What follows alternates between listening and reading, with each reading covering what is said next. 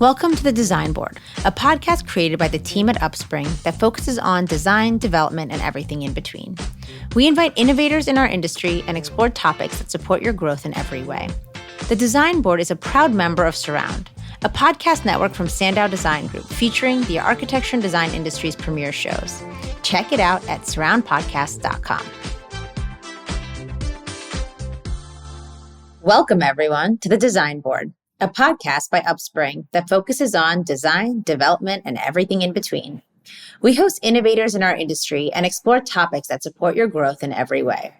I'm your host, Tiffany Rafii, CEO and co-founder of Upspring, and I'm joined by an incredible leader in the hotel and multifamily industry today, Hector Sanchez, CEO of Premier. Today, we're going to talk about creating a cohesive team dynamic that fosters growth and collaboration among various positions, from senior management to associates. Hector leads Premier, an end-to-end architecture, design, procurement, project management, and development firm headquartered in Dallas, Texas. With all services yielded under one entity, Premier's team is in constant pursuit of finding innovative solutions to the hospitality and multifamily industry's increasingly complex problems. From straightforward soft goods refreshes to transformative custom design renovations. Since joining Premier as CEO during the pandemic, Hector has taken great strides to rebuild Premier and lay the foundation for future success. The firm has expanded into the third-party market and was awarded 30 contracts following Sanchez's initiatives. In addition to its strong presence in hospitality, the firm serves the multifamily and student housing markets and is looking to expand its reach across more sectors. Thank you for joining me today. I'm so excited to delve into this conversation. All right, Hector, thank you so much for being with me today. We're really excited to have you. Thank you. Thanks a lot for having me, Tiffany. I'm very, very excited to be here with you today. All right, awesome. Let's dive in. So first off, I wanted to congratulate you for being named Dallas Business Journal's Most Admired CEO. I started working with you in 2021 when you first joined Premier and noticed how quickly you turned the company around. Premier has grown considerably. In fact, Interior Design Magazine ranked Premier number 2 in terms of firms with the most fee growth from 2021 to 2022. I'd love to start this conversation with your perspective on strategic tactics for growing a company and building a cohesive team dynamic. Great. Well, thank you very much for having me on the podcast, Tiffany. Definitely an honor to be recognized by the Dallas Business Journal on that award. However, I think it just makes it a lot easier when you have such a great team around you. So definitely any accolades I'm getting, it's really just because of all of the hard work that the team has done over the last 3 years since I've arrived.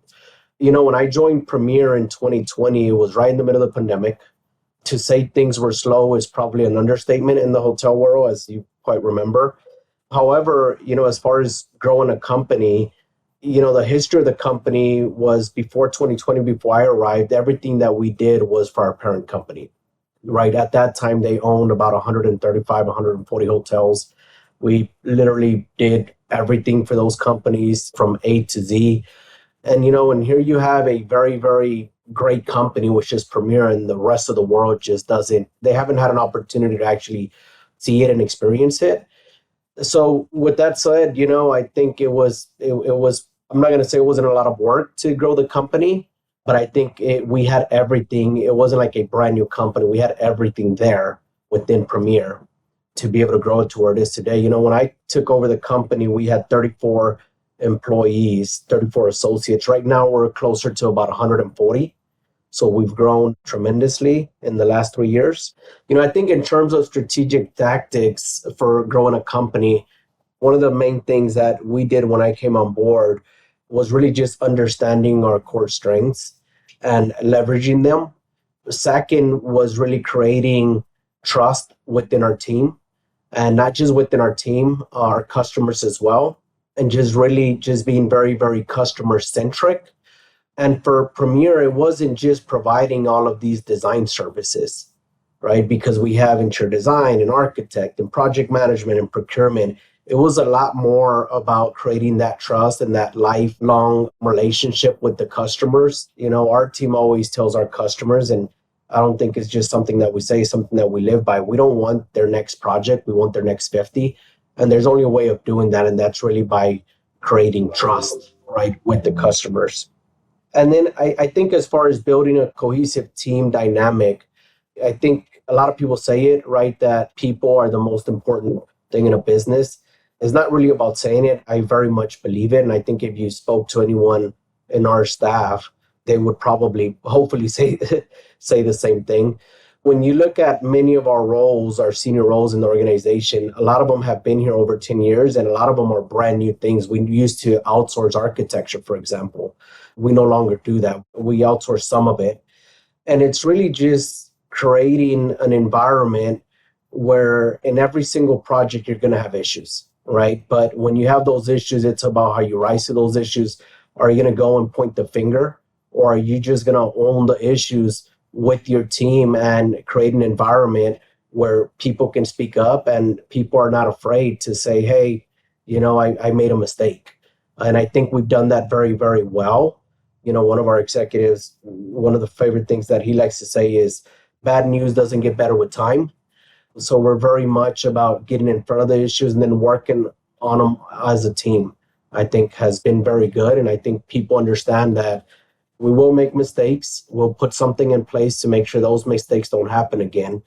But it's definitely a team environment, and it's not about throwing people under the bus or pointing the finger at people.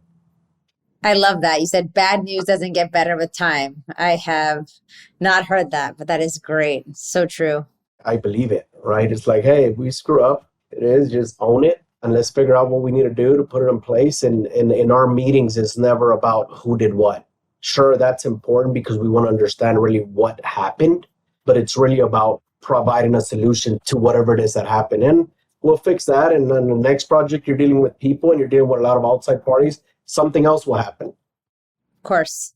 Under your leadership, the company has successfully grown with the addition of key leadership and associate appointments. Can you describe what you look for during the hiring process in terms of a candidate's mindset, personality, and other characteristics when assembling a close-knit team? Yeah, I think the obvious one would be to say that we hire the best in industry, but I think everyone says that, right? I think to us, it's not about just hiring the most experienced or competent people, right? It's about hiring people that are going to fit within our culture very, very well. One of the things that we take hiring very, very, very seriously, right? For example, in a lot of our leadership roles, one of the things that we do is we take them out to a dinner, right? So this is a completely different setting right outside of the office. And you know what's one of the main things that I look for in that dinner? One of the main things that we look for in this dinner is how do they treat the wait staff? What kind of person are they, right? Are they just someone that's in it for themselves, right? What kind of team player are they, right? So a lot of the questions, especially when I interview someone, we have experts that are experts within their field as head of our department. So I'm not worried so much about that. I'm worried a lot more about leadership, about management, about how they work in a team, how they view themselves with the team. And then, as I said, when we go out, I want to see how they treat the wait staff. Are they respectful? Are they nice? Do they say thank you? And I think that says a lot about a person. And I think that has really saved us a lot of work, even though you have to put a lot of work on the front end. But I think that saved us a lot of work on having to rehire people 2 years down the line. It always amazes me how one person can make such a huge impact, whether it's a good impact or a bad impact in an organization. So we take that very, very seriously. Yeah, no, absolutely. I think also just from a management perspective, those skills are often harder to train quickly, right? So seeing sort of those innate instincts and how those kick in as it relates to, like you're saying, in a social environment or at that dinner, really just sort of seeing how that person's instincts relate to leadership and management and camaraderie and team building. I think those are really great ways to suss those skills out. I love that. Mm-hmm. Over the course of your tenure, the pandemic has shifted our perception of the workplace. While most of the team at Premier is based at the company's office in Dallas, some team members work remotely from other areas of the country. I understand that you organize quarterly in-person retreats with the team. How important is it to have these connections? And do you have any fun stories to share from these gatherings? Yeah, so most of our teams work 3 days a week. We have 2 days that they can choose to work remote. Some of them choose to work remote. Others, like myself and some of our senior leadership team, we come in every day. I have 2 daughters at home, a 4 and a 6-year-old. So I've always told the team, if I ever tell you I'm working from home, I promise you there's actually nothing productive going on my side, right? So I go through great lengths of not working from home because my daughter, especially my 4-year-old, if we were at home, she would have to come in and say hi, right? She absolutely has to say that.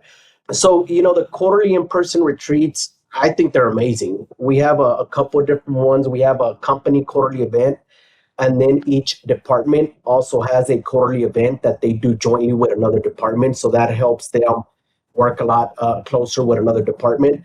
So as I mentioned, most of our teams work 3 days in. We just have one of our team, our accounting team, they work 100% remote.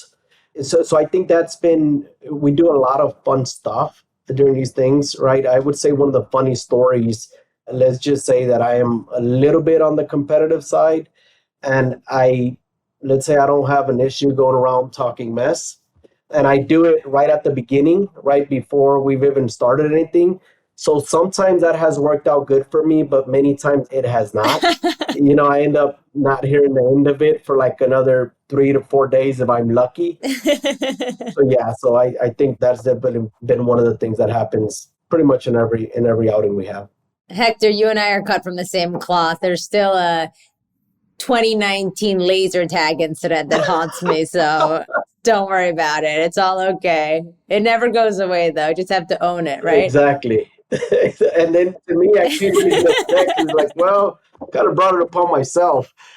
Some things, most things I'm better than most, but some things I'm terrible at. And if not those It's things that I'm passion. terrible It's at, I passion. still go around talking mess, knowing darn well it's not going to work out well for me. But Yeah. Well, you know what? As much as people might sort of talk smack about my competitive side, they always want to be on my team. So yeah. there you go. Bringing together a dedicated team is a very important value to your company. What are some important steps that you take to ensure that everyone feels acknowledged and heard? I think it goes with some of the things we've already talked about, right? We don't point fingers when things go wrong, we find solutions, right? Another thing that we do is we really promote challenging the status quo. For example, we have initiatives in each one of our departments that we're trying to figure out a 25-step process. How can we turn that into a 10-step process? Anytime someone asks why you're doing something a certain way and you say, we've always done it this way, why? Right? So I think we encourage that. I think we promote it internally. And I think when you do challenge, no one is going to shut you down. So I think that's an important thing. And I think we do that very well here. So at Premier, you work with a growing staff of both architects and interior designers. How do you create an environment that empowers them to explore new ways of thinking or taking calculated risks to move your company forward without fear of failure? I'm an engineer, right? I'm a mechanical engineer. I've always been for many years, I've been on the business side of things. One of the things that I am not is creative, right? So I remember actually when I came to Premiere and Carla, our SVP of interior design, she came in here. She's like, hey, what do you want to do at your office? I'm like, I don't know. You just tell me. And she's like, well, you want me to sit down and pick some stuff? I'm like, no. I'm like, just do whatever you want. Like, I promise you, I'm going to add no value when it comes to being creative and saying that this should be brown versus blue, because I know that that's an art that my brain just doesn't quite function that way. So one thing is you hire very well and you get out of their way.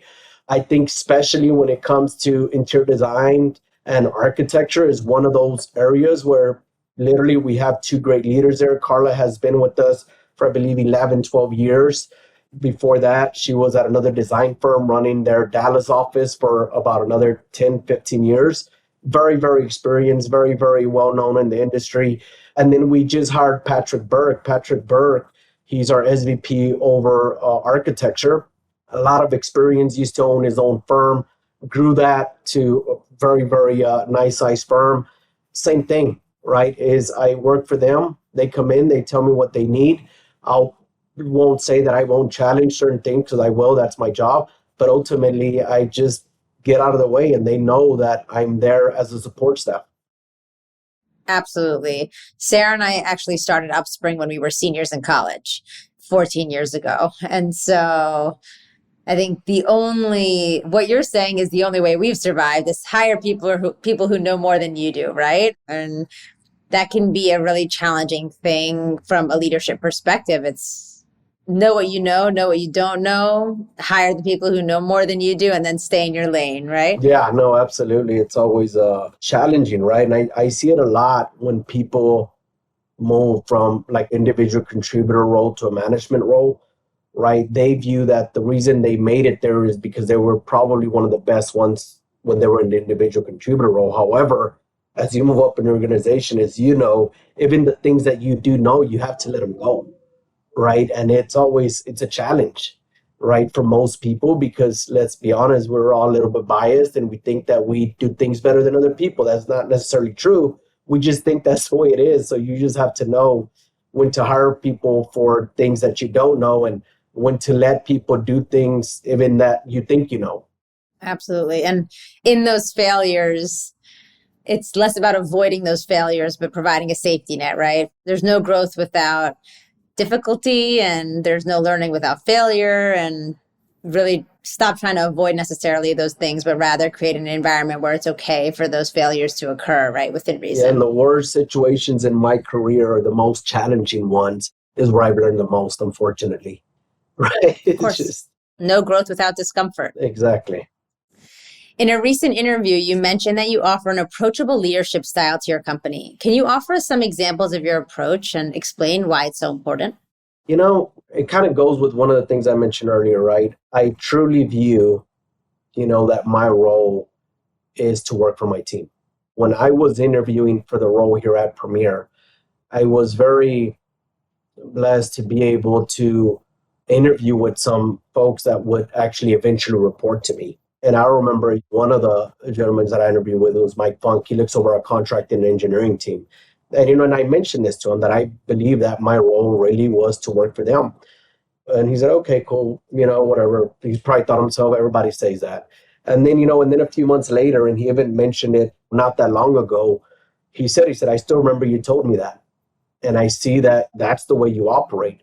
I always say in our staff meetings, when we go into these staff meetings, we're all equals, right? Very rarely am I going to say, we're going to do this because I said so, right? To me, it's a heck of a lot more important to create an environment where the team wants to get us there, not Hector's way, but just wants to get us there. Because I feel very strongly that if they get us there Hector's way, they're only going to get us to that point, right? But if they do it their way, even if I think that there's a potential better way of doing it, who cares at the end of the day, right? They're committed. They're not just going to get us there. They're going to get us 20, 30% and further than what I wanted for them to get there. So yeah, I think it's really just that, right? People know that they can come in here and talk to me about anything, that nothing's off the table. I do the same thing in our quarterly outings. When I give a presentation, I open it up for questions, and people know that there's nothing off the table that they can't ask. Every leader at some point in their career endures a failure that helps shape their perspective. Can you share the greatest lesson learned from the past mistake and how that's shaped your leadership style? That is, if you make mistakes, Hector. I don't know. Oh, believe me, but I'm laughing because I think this is a funny one. When I started very early on in my management career, it's been, I don't know, I guess probably 13, 14 years now. I thought that hiring people like myself was the best thing. I realized very quick that that was not a good thing at all, right? That me thinking that I was going to hire people very similar to me was the way to create a team. I think there's only room for probably one or a couple of people like me. I think trying to create an entire team of people like myself is not a good thing. So that's one of the things that I learned just very, very early on. Another thing that I learned very, very early on in my career was, as a leader, you have control of no one, right? The higher and higher you get up in the organization, the least control you actually have of what actually matters, which is the people that actually do the work, right? When you have 3, 4, 5, 6 layers of management between you and the people that are actually having to do the work, it gets interesting, right? It gets difficult, and you start realizing that just because you're the quote unquote, the leader or the boss, that means absolutely nothing, right? You need to work on having these people buy in to whatever it is and wherever you're trying to go as an organization. By buying in is not you coming up with the ideas in a vacuum and then trying to sell it to them. It's really making them part of the process where you come up with these ideas together. So I think that's one of the things that I learned, thankfully, very, very early on in my career, that I run that no one is going to listen to you just because, you have a bigger title than them. So yeah, that's one of the things that I learned very early on in my career. Yeah. Lead from behind, right? Yep.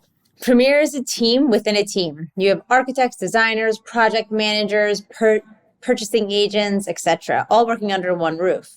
Each department may have its own unique dynamic and culture. Can you describe how you bring these teams successfully together? What strategies do you all have in place to really encourage that? Yeah, I think a couple of things. A very well defined job and specific roles, right? Like the procurement team, this is what they do, this is when they engage, this is when they don't. These are the things that they're in control of in comparison to the interior design team, for example. I think that's one of them, is just having very, very well defined roles and responsibilities within each one of the teams and how the teams are going to interact with each other. Same thing goes from interior design to architecture, for example, is who does what, who does the mill work, who doesn't. But I think more than that, I'm a strong believer that you build relationships outside of the office. You definitely build relationships here, but where you really start creating friendships is you go out, you do a little quarterly event, as I mentioned earlier, department wise, and you get to know the person and you get to know, what Tiffany likes and she doesn't like, and that she's married and that she has a kid. And there's something that just changes the relationships of when Hector goes to Tiffany and asks something, she's no longer seeing it like there's just someone on the other side of an email. There's a person there that I know and that I shared a drink, food with. So we very much encourage that, and it's very much expected where the leaders of each department do a joint quarterly. For example, we just had one last week where we went and it was the business development team with the procurement team, and they went to paint canvases and other stuff. I joined them on that one. I guess I would have rather been racing go-karts or something else, but I was there and the team really enjoyed it and everyone had fun, and it just allowed people to connect much better. We're all about that too. I think the camaraderie that we do retreats as well, and those really fun competitions, and everyone just really sort of letting loose together, even more than the formal programming, I feel like is really where it is. Another thing we found to be really helpful to sort of cross promote the teams and the people who don't really work together is we ran something called the DISC assessment. Have you ever heard of a DISC assessment, Yes, Hector? I have. It's been years.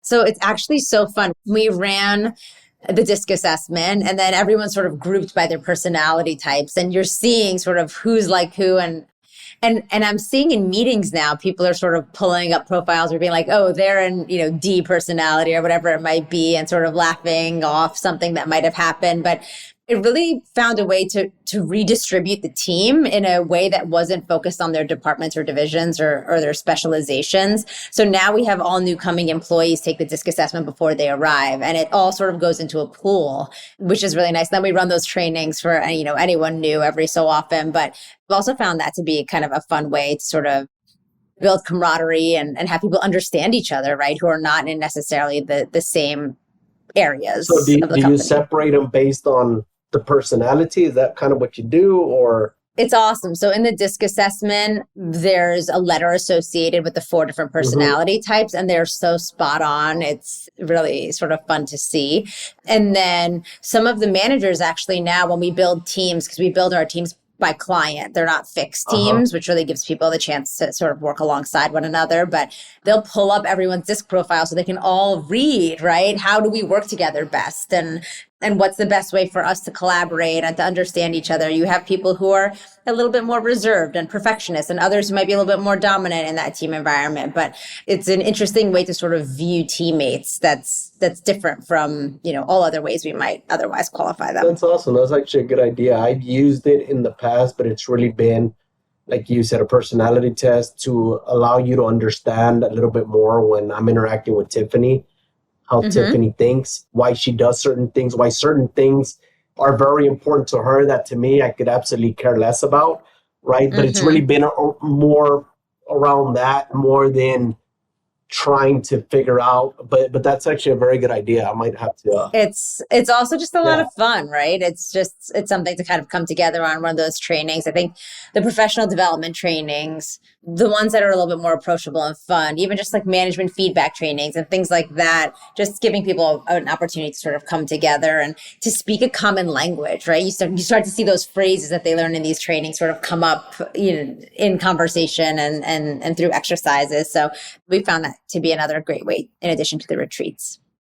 Awesome. So lastly, we'd love to end with a piece of advice for our listeners. What would you recommend to an entrepreneur or rising executive interested in learning more about cultivating a successful team dynamic? I guess probably the main thing, there's a few, but I would say the main thing is find a couple of good mentors, right, that you and others highly respect. And don't be afraid to ask for help or admit your mistakes. Just surround yourself with people that have already done it. I've been very blessed through my career to have those people, in my life. And matter of fact, I literally just spoke to someone this past week about a situation that I didn't quite know how to approach. And he gave me some very good tips, right? And it's someone that's had a lot of success in an area that I'm still developing in. So I think finding someone good that not just a good leader from a role standpoint, not just because someone is a CEO or a executive necessarily makes them a good leader. I would say just find someone that is truly well respected among his peers, among his staff, and that you respect, and then see if that individual will mentor you. I think most leaders, it's something that they enjoy and they want to help others get to, where they've gotten or even further. I completely agree with that. I think anyone who's had any sort of climb wants to teach you where not to step, right? I think Exactly. That's the value for sure. Well, Hector, thank you so much for having this chat with me. I know I've learned a lot. I know our listeners are really going to enjoy this. So I truly appreciate your time and chat soon. Thank you very much, Tiffany. Thank you so much for listening in with us today. We hope you leave inspired by the ideas in today's episode. For more, follow Upspring on LinkedIn and Instagram, and don't forget to check out the amazing lineup of shows brought to you by the Surround Podcast Network at surroundpodcast.com.